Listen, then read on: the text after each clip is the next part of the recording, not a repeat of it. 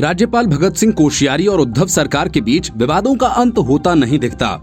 विधान परिषद की 12 सीटों को लेकर एक बार फिर दोनों आमने सामने हो सकते हैं।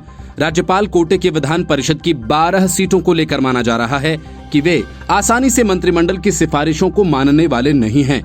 जब से भगत सिंह कोश्यारी महाराष्ट्र के राज्यपाल नियुक्त किए गए हैं, तब से शिवसेना, एनसीपी और कांग्रेस के साथ उनका 36 का आंकड़ा रहा है।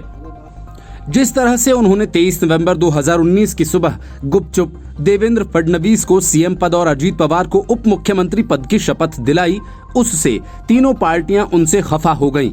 विशेषकर शिवसेना की ओर से कई बार कोश्यारी पर निशाना साधा गया और उन पर राजनीति करने का आरोप लगाया गया। शिवसेना ने यहां तक आरोप लगा दिया कि राजभवन राजनीतिक चालों का अड्डा बन गया है।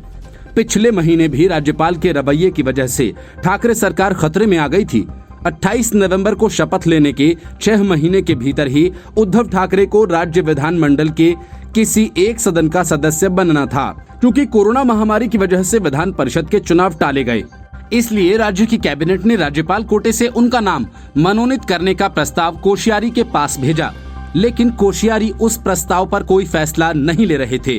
28 नवंबर को 6 महीने का कार्यकाल पूरा हो रहा था और अगर ठाकरे तब तक विधान परिषद के सदस्य नहीं चुने जाते तो उन्हें इस्तीफा देना पड़ता और तीनों पार्टियों के गठबंधन की सरकार गिर जाती। गनीमत रही कि चुनाव आयोग ने खाली पड़ी 9 सीटों पर चुनाव कराने की पेशकश मान ली और उनमें से एक सीट पर ठाकरे मनोनीत हो गए। उनकी सरकार बच गई।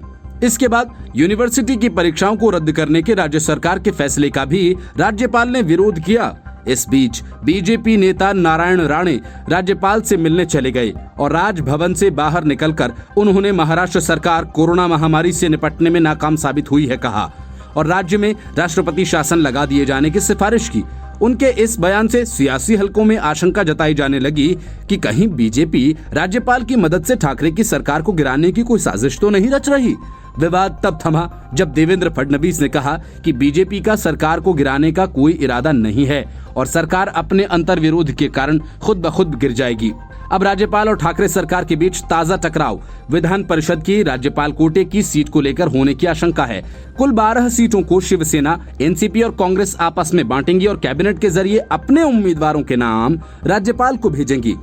आमतौर पर इन सीटों के लिए उन लोगों को उम्मीदवार बनाया जाता है जिन्हें विधानसभा या परिषद के चुनाव में टिकट नहीं दिया जा सका हो, जो दूसरी पार्टियों से आए हैं, जिनका राजनीतिक पुनर्वसन करना है।